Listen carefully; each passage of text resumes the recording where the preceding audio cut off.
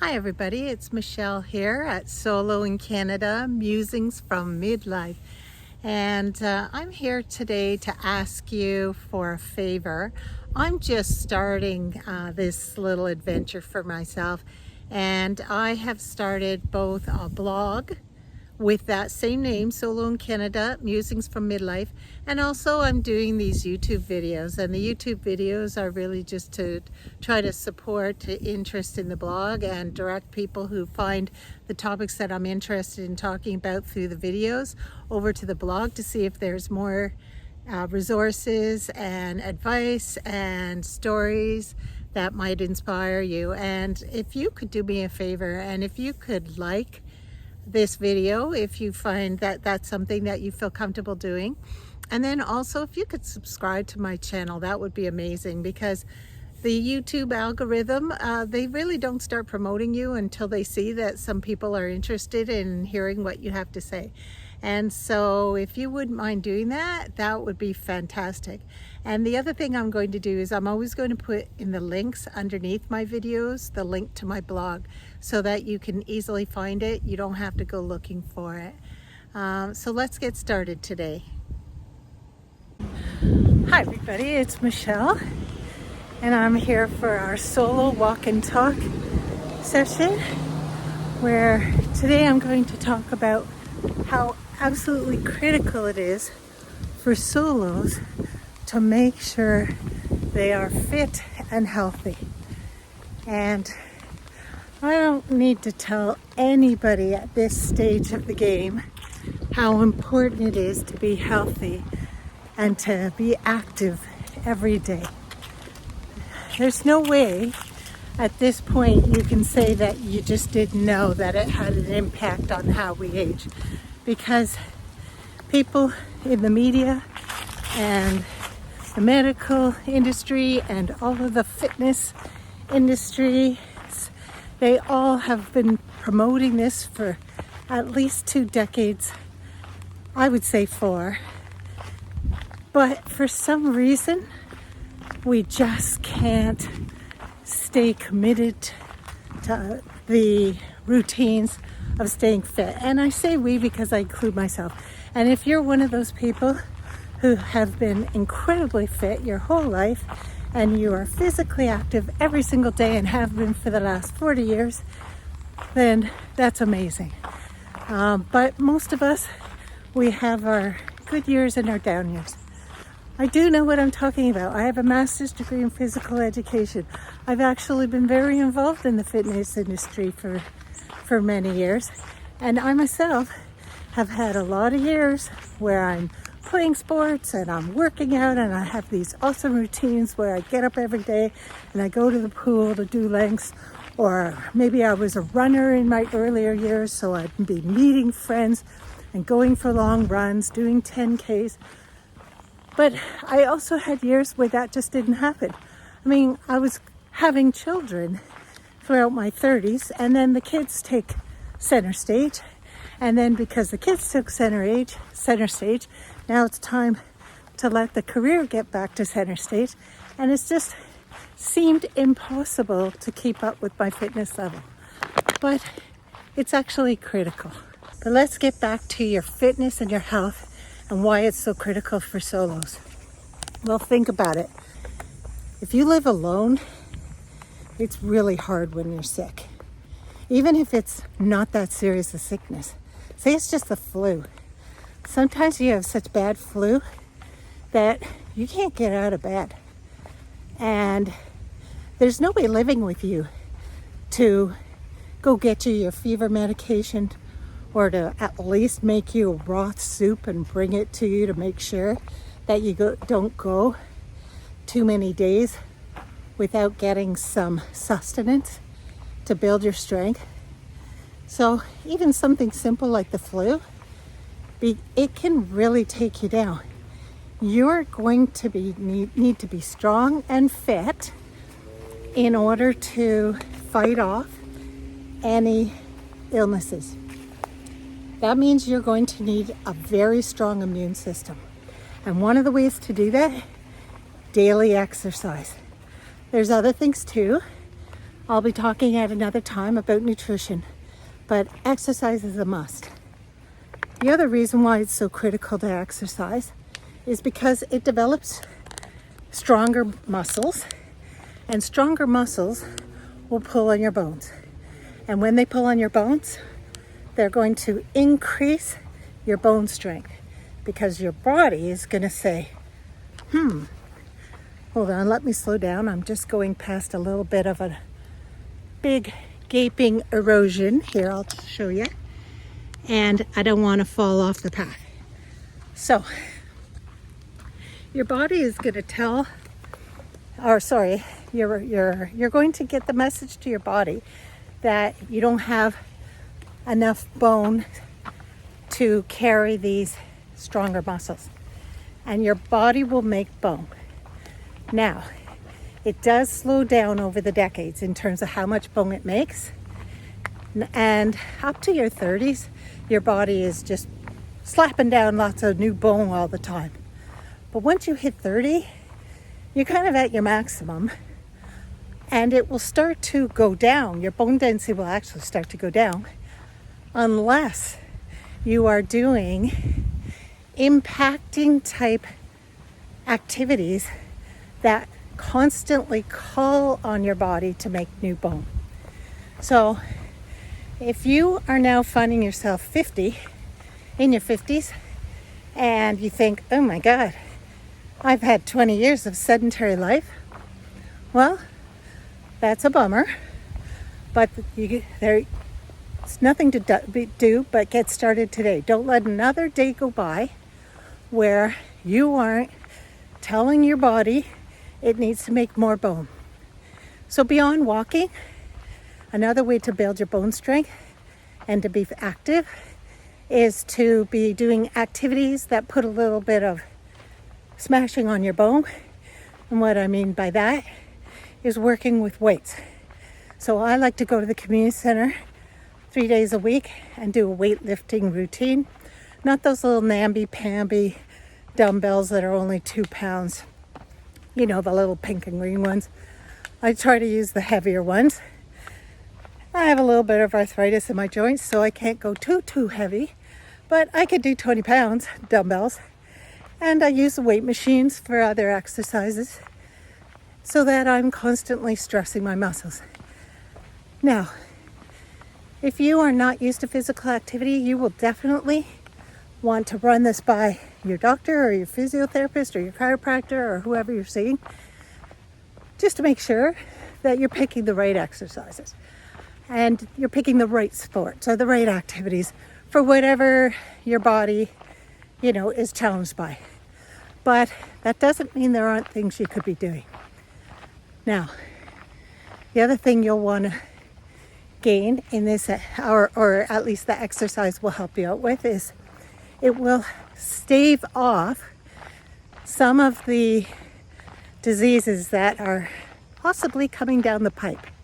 If you're in midlife, you're now heading into the 45, 50 years old and looking ahead. If you want to stick around to 90, 95, whatever, you're going to definitely want to avoid cancer. You want to avoid hypertension, which is high blood pressure. You want to avoid cardiovascular disease, so you don't want to have any increased risk of heart attack. And you want to avoid diabetes, and which is high blood sugar, and any kind of insulin resistance in your body.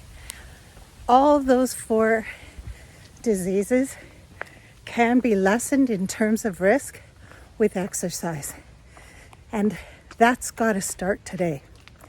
Have you guys seen the commercial? It came out quite some time ago. It was put out by the Canadian Heart and Stroke Association. And I can't remember the exact title, but the gist of it was, how do you want to spend the last 10 years of your life? And they have the screen split in 2. And on the left is a man. It looks like he might be in his late 80s and maybe early 90s. And he's doing different things throughout his daily living, but he's clearly in good health and fit. And then the exact same man on the right side of the screen is doing similar type activities, but they're all in really poor health. So on the left, the healthy man is adjusting the knot on his tie. And on the right, the sickly man, who is frail, is in a hospital ward in a hospital gown, and he's adjusting his oxygen tubes around his nose. And, you know, they show that commercial to let you know that the decisions that you make now in middle age and how you live your life now in middle age is going to tell your story and determine how you live your last 10 years. And I'll tell you, if there is a more sobering message out there than that commercial, I don't know what it is. Because when I saw that commercial, I was like, oh man, that's not going to be me. And even my son, who is in his early 30s, when he saw that commercial, he brought it up to me. Because even as a millennial, it had an impact on him. So it's absolutely critical that you think about future you and give yourself the gift of fitness today. It's the biggest form of self-love, really. I mean, you can't kind of cheat the outcome by not taking care of your health today. You are only going to cheat yourself, because you can't fool the cells in the body. So you absolutely need to address it today. Now, how do you go about doing that? Well, I already talked about walking, but maybe you feel like walking isn't for you. So pick something that works for you. For some people, they get bored of that type of thing. I never get bored because I'm a podcast junkie. So I just never get bored. But maybe you'd rather play sports. You like the challenges and the competition and the camaraderie with other people. So go out and figure out how to play football, or sign up for a soccer league or baseball league, or I can't think, curling or something that gets you active and moving in all kinds of ways that you wouldn't normally move. Like some people might say, curling, is that really active? Yeah. Look at the way they bend down. Look at the hip mobility they have to have. Look at the balance they need, the core strength, because they're on ice. And those rocks, those curling rocks, are heavy. So, and gee, have you ever gone curling and tried to do the sweeping? First time I did that, I thought I was going to die. My arms were on fire. I didn't know, so somebody's going, sweep, sweep. And I'm already sweeping as fast as I can. And I last like 30 seconds. And I think my arms are going to fall off. So there's all kinds of sports like that you can go out for. But maybe you're a paddleboarder in the summer and a snowboarder in the winter. Those are great activities.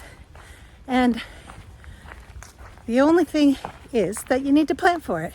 So find out what fits within your budget before you test it out once or twice. Maybe borrow the equipment if you need to.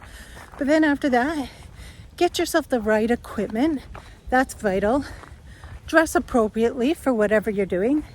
For me, for my walks, I would never even think of walking in any footwear that isn't appropriate. So for me, personally, I tend to switch out my shoes.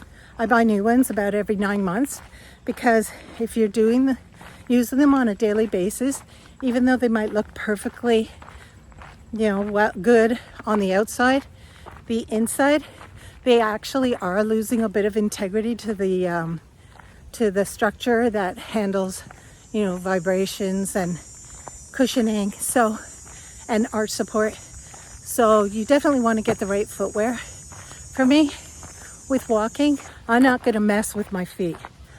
A few years back, I had a bout of plantar fasciitis, that's like the tendons underneath the feet get really inflamed, and it can last forever. I feel like I lived for about 8 months, and I could not do my walking, and I was limping all around the school I was teaching at the time, and it was painful. So I don't mess with my feet, and I don't think you should mess with whatever equipment you're getting. Get the right stuff, because if you get an injury quickly when you're starting out something new, or you're increasing how much you do it, and you get an injury, then you're just blown out, and you're off now for 4 to 6 weeks recovering, and there goes your whole momentum. There goes the habit that you built. It's not worth it. So anyway, I'd like to also address another reason why it's critical for a solo to be fit and healthy is, I don't know about you, but now that I'm in middle age, I'm starting to see some of the way my friends and family are aging, and I'm also watching how they cope with it. And a lot of them are living with people in their house, and I think, man, the people who live with them are really having to step up and do a lot of things for them while they are recovering, hopefully recovering. Hopefully it's not a long-term thing. And I'm thinking to myself, well, what if that happens to me? What am I going to do if I need a knee replacement in 10 years? How am I going to be off my knee for 4 weeks? How's that going to happen? I live alone. How much is it going to cost if I have to go into some kind of place for 4 weeks while I do my rehab? I don't have that kind of money.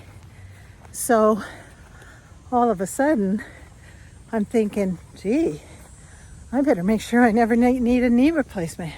So that's critical. Now, I would love to think that all of you today who are sedentary in your lifestyle, or kind of slacking off and not really increasing your fitness level, are going to think, yeah, Michelle's right. I'm going to make a change. I'm hoping that you at least consider that you have been hearing these messages for years at this point. I'm not the first person who's told you how important your health is. But think about it from a self-love perspective. Nobody else can do this for you on your behalf. You can't pay anybody to do it for you. I mean, you can pay for a personal trainer, but you can't pay to have somebody else's body. So when are you going to make yourself the priority? When will you put yourself first? You've got to make a change to ensure that your last years are in good health. I heard a statistic the other day that, I'm not going to give you numbers because I can't remember everything, but basically they said that men will live less years than women on the whole in Canada. But it's only their last few years where they are really, in rough shape and homebound. But women, even though they live longer than men in Canada, they will spend at least 10 years in terrible health. I'm going to do everything absolutely possible to avoid that. And I want you to join me with that mindset. The last thing I want to talk about is weight. Oh, we've all heard it 1,000,000 times, 3,000,000 times. Yeah. I'm active. I've had a life of many fit years, and I eat pretty good. And still, I'm a lot heavier than I was when I was 30. And metabolically, I shouldn't be. I shouldn't be a lot heavier than when I was 30. And yeah, I have some good muscle structure. So yeah, muscle weighs a little heavier than fat, but yeah, not that much. So I'm working on that as best I can. I will be talking about nutrition in a future blog. I don't deny myself a decent amount of calories to carry me through the day with energy and to make sure that, I'm putting good food in my body so that I am building strong. I'm not one who believes in a low calorie existence. I think that's bad for your metabolism. That's just my own personal opinion. So I eat properly, but for sure, I need to address the weight and at least take off 10 pounds. Anyway, thing is about heavyweight bodies, the visceral fat, which is the fat that's deep inside your body, it's wrapped around all your organs. It's not good. The subcutaneous fat on the outside that you can pinch, yeah, maybe it might be unsightly, but it's not doing the damage. The damage is the visceral fat around your organs that is preventing your body from working properly. That needs to be dealt with. Do it with medical support, but do it today. Because that's the other thing. My mom lives in a retirement home. I see a lot of people in there. They've got mobility issues. So they're walking with a walker and they're having trouble propelling themselves because they're just carrying too heavy a body for the frailty that they're experiencing at this time in their life. And what we experience with my mother is that neither my sister nor I are heavy enough to counter her weight to help her with transfers. So it's an issue. And, my mom isn't 100 pounds overweight. She's probably 50 pounds overweight. That's enough to see what these challenges are. So think down the road. Is that going to be you? If you run into joint problems, are you going to run into not being able to do all the things you would love to keep doing because your body's too heavy around you? Anyway, I really hope that this is a motivator for you. Don't want to be a downer. We need to love ourselves the way we are, but there's nothing wrong with setting goals for improvement. You want to be a better body today, a better body a month from now than it is today, and then a better body 2 months from then compared to that new measure. Just keep working at it one step at a time. You got this. Drop me a line and let me know your goals and your accomplishments in this area, because whatever you do today, it's going to be the best thing in the world for future you. Take care, everybody.